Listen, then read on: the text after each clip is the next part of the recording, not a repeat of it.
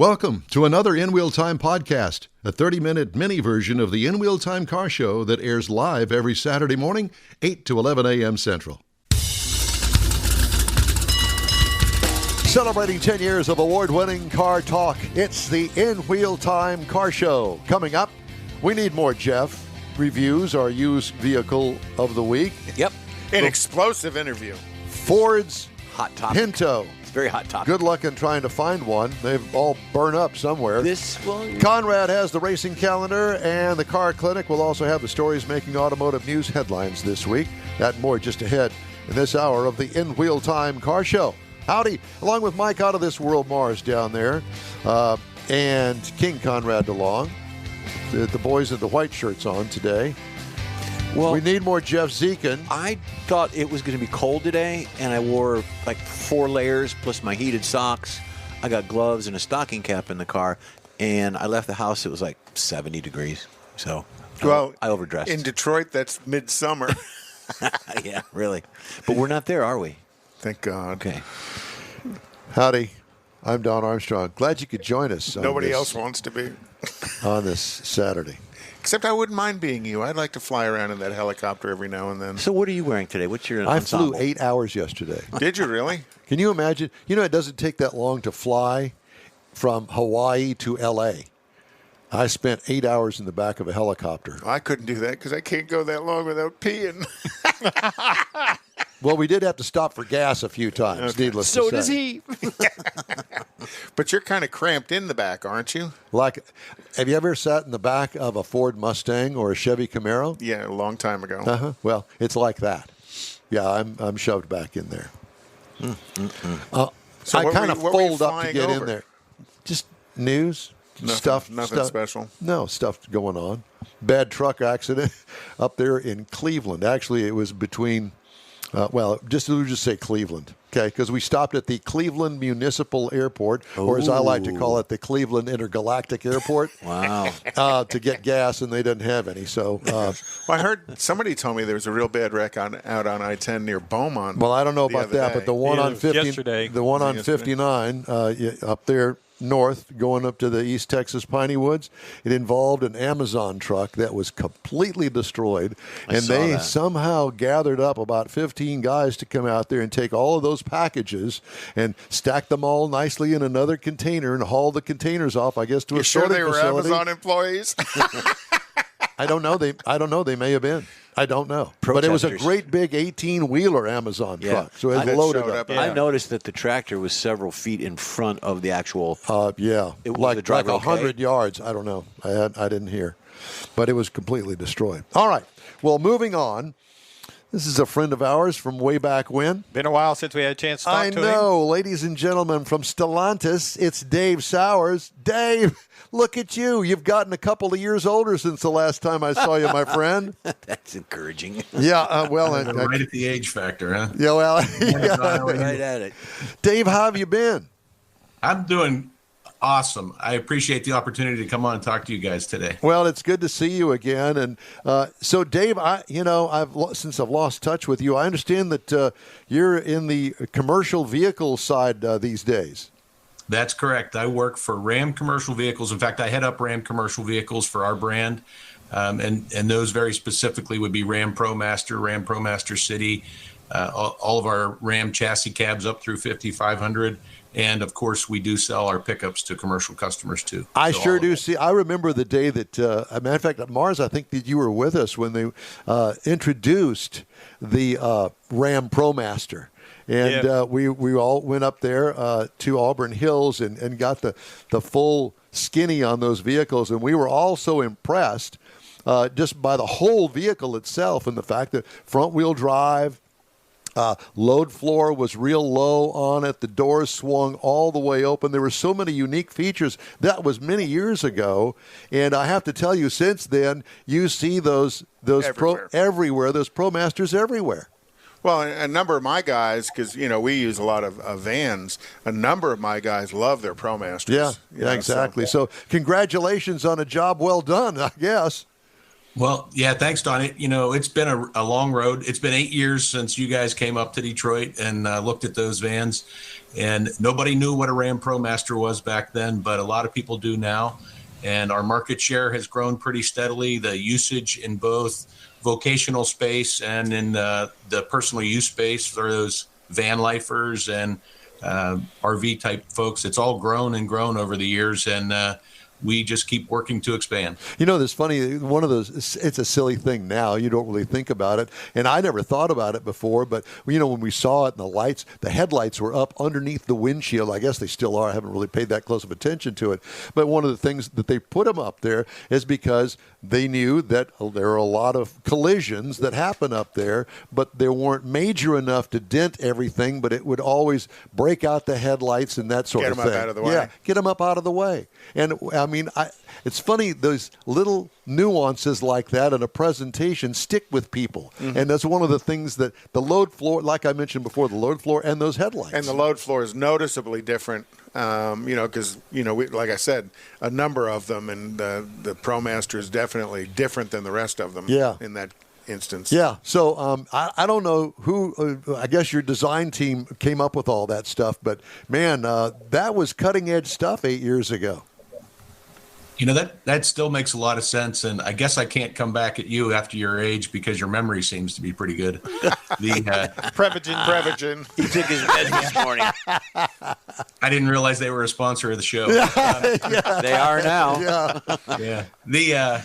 You're exactly right. We did design it so the headlights were up out of that impact zone. 80% of these vans are used by commercial businesses, and if you bang into the edge of a loading dock or into a safety pole and you dent the bumper, you can still finish your shift. If you break your headlight out, you can't really operate it. You got to go back to the shop, and that ruins a whole shift for the business. So it's a good observation, Don, and that's something that remains true today.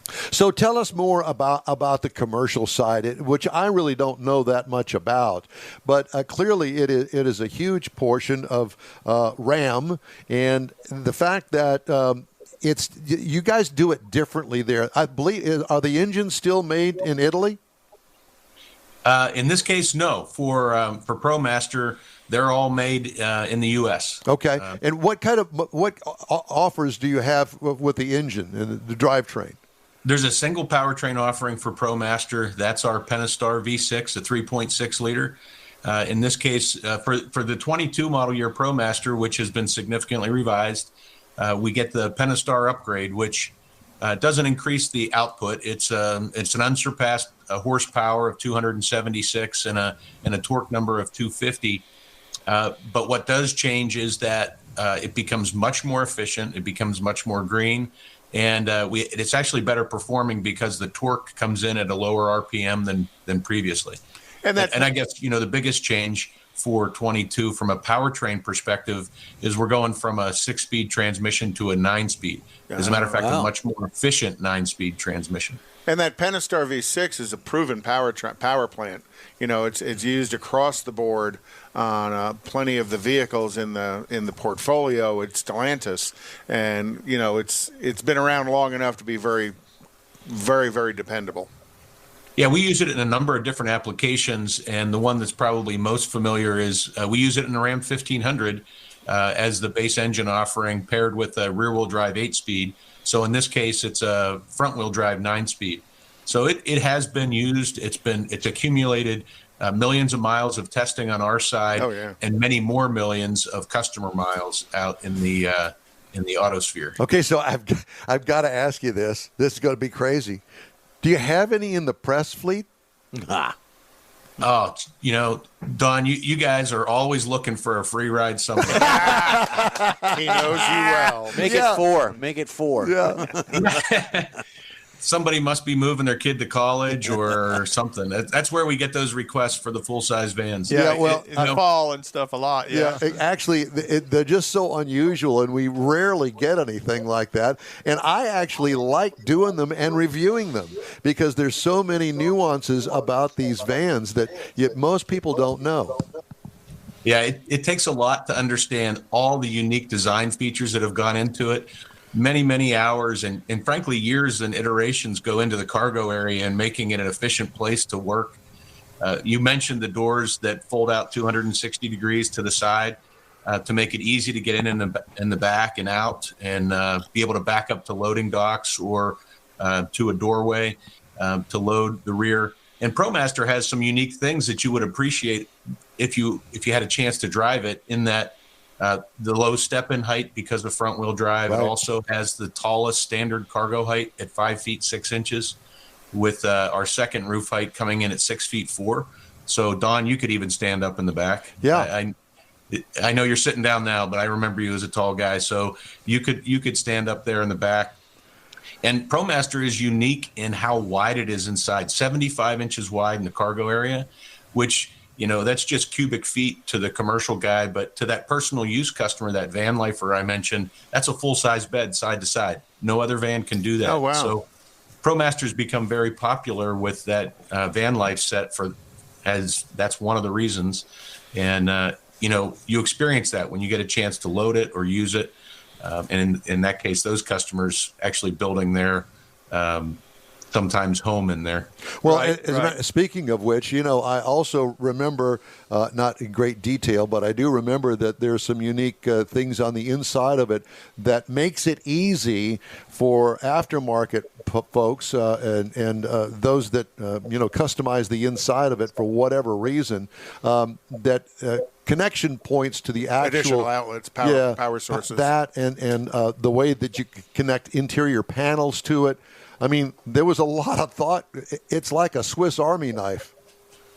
Yeah, and we like to say in the commercial side and in the van business, there's as many uses for this vehicle as there are customers who buy it. Everyone is unique. They all have something unique about how they want to use the vehicle. And so we've got to provide the options for them to be able to do that. And we provide a number of things in addition to those physical space items I mentioned. It's how you attach things. We've got pre-drilled holes on the side reinforcements to mount things.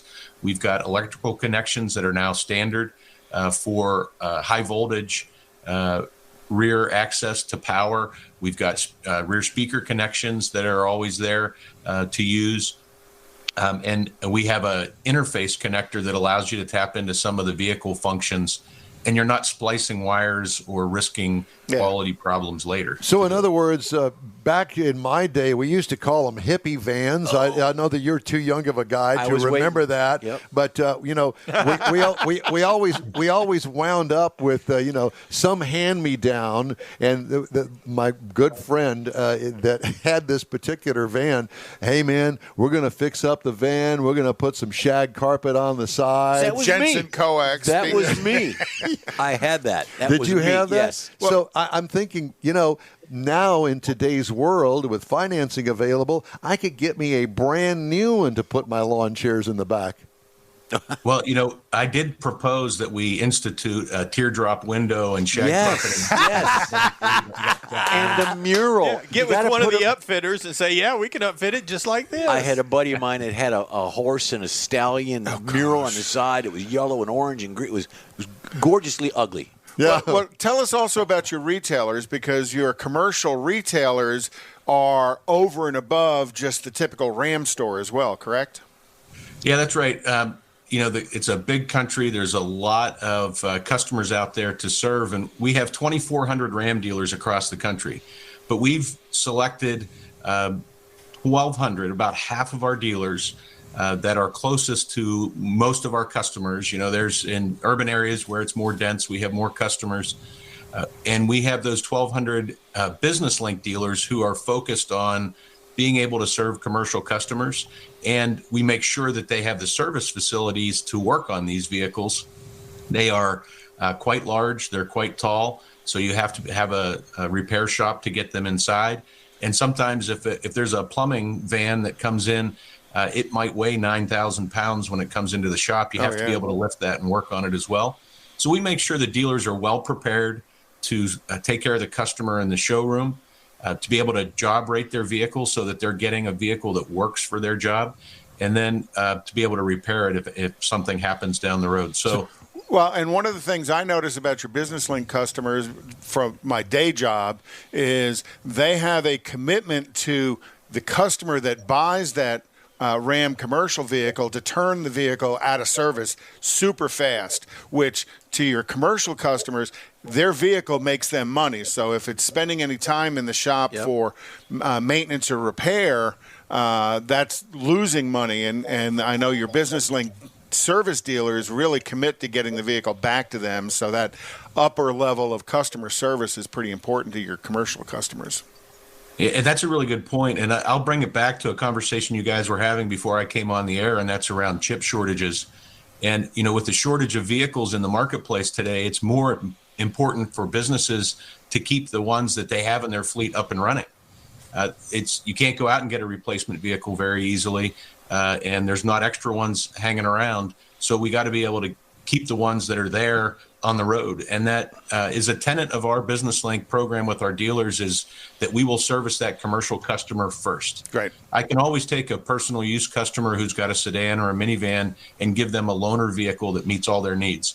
But if that plumber I mentioned comes in with 9,000 pounds worth of tools, it's not easy for him to take another vehicle and go work on the work site or in someone's home. So we need to get his van with his equipment fixed as soon as possible. Well, I will tell you that I was thoroughly impressed with the Ram Promaster, although I haven't had one out of the press fleet yet. And, we'll work on it. Please do. That was my next question was going to be, and I know that you can't comment on future product, but I assume with this relook at all of the design elements of the ProMaster that electrical has got to be something in the near future. Have you announced anything when it comes to electrification? We have, and we had a press release and more information that came out in August of last year. And, with everything that's going on with COVID, we didn't have you guys back into Detroit. We didn't invite a bunch of press in again, just due to, that the pandemic situation and trying to be responsible. But when we sent that information out about 22, we did include a little bit of a hint in regarding our electrification in the future.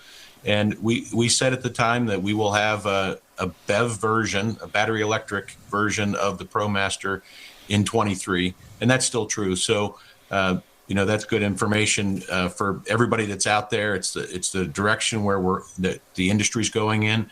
It's the right thing to do, and frankly, this is a very good segment for electrification to take hold, because a lot of these users in this segment have very defined routes. They return to a central location most nights, and those things are conducive to electrification. So we think we'll be able to, both on the large fleet side and on the small business side, make some inroads with electrification. So what is the newest thing that you want to tout with the ProMaster today? Well, when we sent that press release back in August, the meat of it was really around the 22 model year, which we're just starting production a little bit later this month. And that was to really up our game in three ways. And that was from technology and safety, and then also efficiency. So we talked a little bit about the efficiency part already. With the engine upgrades and the 9-speed transmission, the 22 model is going to have about a 10% fuel economy increase, almost big. 10% year over year. That's remarkable. Yeah, that's big. Yep. And for commercial customers who accumulate 50, 60,000 miles a year or more, that can mean big savings to them. Yes. So that was a big thing for 22. The other thing was technology. And we didn't change the exterior appearance of the van for 22, but a lot changed under the skin. And we got a whole new electrical architecture, which will help us support all the safety features that we're bringing in, all the technology we're bringing in, and eventually we'll support that battery electric vehicle as well. Right. Well, it sounds great. Again, I can't wait to get one in the press fleet. I have to tell you that I had, not that long ago, I guess in the past year, Mercedes-Benz offered me a van. I remember that. And I thoroughly enjoyed it. I actually got thumbs up with that crazy yellow van that they supplied me with. So I'm not the short school bus. Yes, the short school bus. That's exactly. But I will tell you, I'm not expecting it to be yellow in color. White would be fine. But I do. I have to call Kimberly and say we talked, and you promised that there would be one in the press. Four of them. I'm going to order one with pink shag carpeting on the outside. We'll take it. Dave, we love you. Thank you so much for joining us today. It's great to see you, to talk to you. Y'all stay warm up there now, heading into winter, and have a great Thanksgiving. Thanks, guys. Great to be on today. Thank you. much. Talk to you soon. Have fun. Yeah, that business link thing and the dealer's commitment to the owner about turning the vehicle back is a huge benefit for owning a ProMaster product. You know, I have to tell you that one of the things comes to mind is the fact that we have had a relationship with the fine folks out there, now Stellantis, but with Dodge, Ram, Jeep, all of them under the umbrella, that you can. It's just a different vibe when you get to know these people, and they're so much fun, and they're all in this at big time. It's family. It's a family. Yeah. You get that feeling of family. And I like what he said with you can plug and play certain things with stereos and electronics and hippie van. That struck me. The hippie van. The hippie van. It struck me. I'll tell you what, it would be the ultimate hippie van. There's no doubt about it. All right, time now for the racing calendar. Pretty much wound down. The racing season is kind of wound down. Yay. Congrats to Erica Enders. She didn't win, but she was within one round of winning her fifth championship. And then, NASCAR's done for the season, though they are now testing the next generation cars. Formula One is going to be running tomorrow in Qatar, and then on December 5th, they're going to be in Saudi Arabia, and then on December 12th, the finale at Abu Dhabi. IMSA, they finished last weekend. Cadillac won the DPI championship. Certainly did. Just by the hair of your chinny chin. Just by the heated seat. Corvette won the GTLM championship, and that ends GTLM, and Corvette has announced that they are going to do a GT3 program, which means that they are going to probably have customer cars. Corvette racing here in the United States has basically been Chevrolet and two cars for so long. Now they're going to be selling customer cars, and I'm sure they're going to expand into Europe with the customer cars as well. IndyCar is finished. One thing I did want to mention, and this is, again, our friends out at the Hemi Hideout. If you've never been there, it is an automotive bucket place to go. Oh, yes. So Tuesday, November 23rd, they have invited people, if you've got family in town, make your reservation to join them for a tour of the Hemi Hideout. The tour is going to be between 1 and 2:30 p.m. It's a $10 donation that John matches to give to charities there in the Brookshire area. And no one under the age of 12, but make your reservation at 713-825-2555 with your guest count and get a chance to bring some of your family that came in to visit for Thanksgiving a tour of the Hemi Hideout. And if you haven't gone, go, because it's really remarkable. It really is. You won't find another place like it. No. No, that's for sure. All right, time now for this hour's car review. Okay. And Jeffrey Dziekan. You can just hold it right there. Jeffrey Dziekan has a review of the Ford Pinto. Yes, the Ford Pinto. And those of us that are old enough to know, and then some of us are young that don't know. Let me just throw this in there. Sure. When I got married to the mother of my children, she had a baby blue two-door Ford Pinto. I think we might have a photo of that. And I will tell you that it had a water pump that was going out on it, and I made the wrong decision of replacing it. Mr. Nice Guy, Yeah. right? But that makes sense because you replaced her eventually. And you were pumpless after that. Well, at any rate, the water pump was about a quarter of an inch from the radiator, and I had a bloody hand. After I got rubbing done. the radiator. Oh yeah. Every time you hit the bolt one round, there was more blood, and it was brutal. But I got it replaced. The dummy that I was. Well, one good thing about this weekend is I'm not working on a Corvette, so that's a good thing. You don't know that yet. I know. All right, so Still getting early. back to it, because I'm just going to did some research on this. I'm just going to tell you those that do know and those that don't know. The Ford Pinto was a subcompact car that was manufactured and marketed by Ford Motor Company in North America from 1971 to 1980. The Pinto was the first subcompact vehicle produced by Ford in North America. The Pinto was marketed in 3 body styles, which the production of the 2-door fastback sedan with a trunk, the 3-door hatchback, and a 2-door station wagon, which I still like to this day. Mercury offered a rebadged version of the Mercury Bobcat that was built in Canada, and then there were millions of Pintos produced. This next part is really the culmination of what really happened in a nutshell. There you go. Right there. That's a good picture, Don. Initial planning for the Pinto began in the summer of 19... What do you mean, Don? Well, you said... They look kind of like you there in the picture there going, ah! That is me. The initial planning began in 1967 and was recommended by Ford Production Planning Committee in December of 68. It was approved by the board of directors of 69, and Ford's president, Lee Iacocca, wanted a 1971 model that weighed under 2,000 pounds that could be priced less than $2,000. In today's dollars, it's around $14,000. The Pinto was product development from conception through delivery was completed in 25 months, and the auto industry average of 43 months. Now, what you told me earlier and what you discussed was that the tooling. Tooling is generally you get a design, you send it over to tooling, and then tooling takes their time to make the tools for it. This was done in conjunction. So they were doing the tooling as they were building the car. As they were designing the car. Right. Well, designing and then eventually building, because that was the next step. So the average is 43 months. This was the shortest production schedule in automotive history at the time. Some development processes usually conducted sequentially were conducted in a parallel. In other words, here it is, give me a tool, I'm going to use it right now. So that was what it was.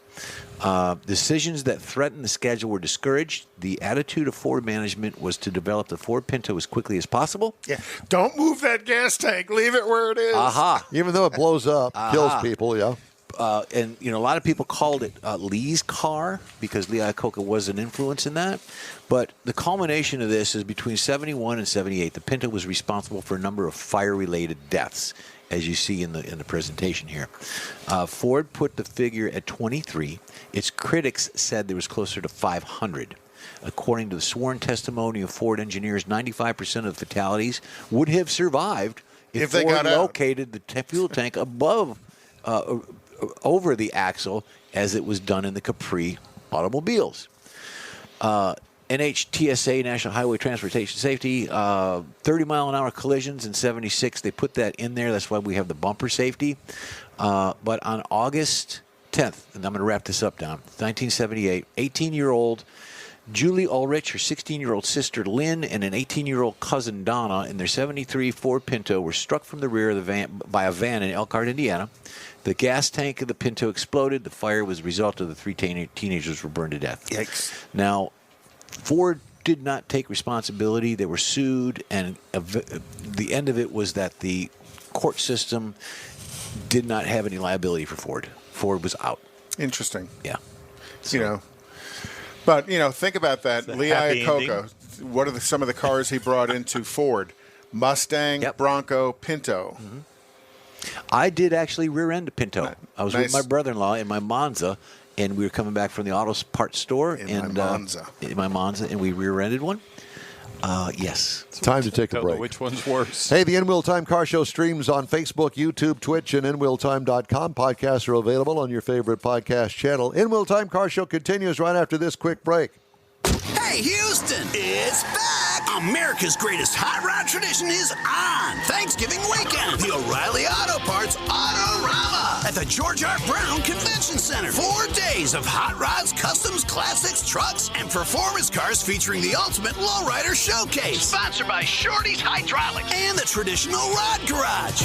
Saturday only, it's the Tuner Galleria with 250 imports, JDM, and luxury cars, plus music and models. Autorama. It's so much more than a car show. On the celebrity stage, presented by Nick's Auto Repair and Classic Car Restoration, it's Chip Foose from TV's Overhauling on Friday and wrestling superstar Sting on Sunday. Shop the swap meet and women's world all weekend. The O'Reilly Auto Parts Autorama. November 25th to 28th at the George R. Brown Convention Center. Discount tickets at O'Reilly Auto Parts. Part of the Summer Racing Equipment Show Car Series. See Autorama.com. Tailpipes and Tacos, Houston's premier monthly cruise-in, will return Saturday, December 18th to the Lupi Tortilla Tex-Mex in Katy. Tailpipes and Tacos wants to thank all of the participants and fans who've enjoyed the collector cars, hot rods, customs, originals, and resto mods, and everything in between.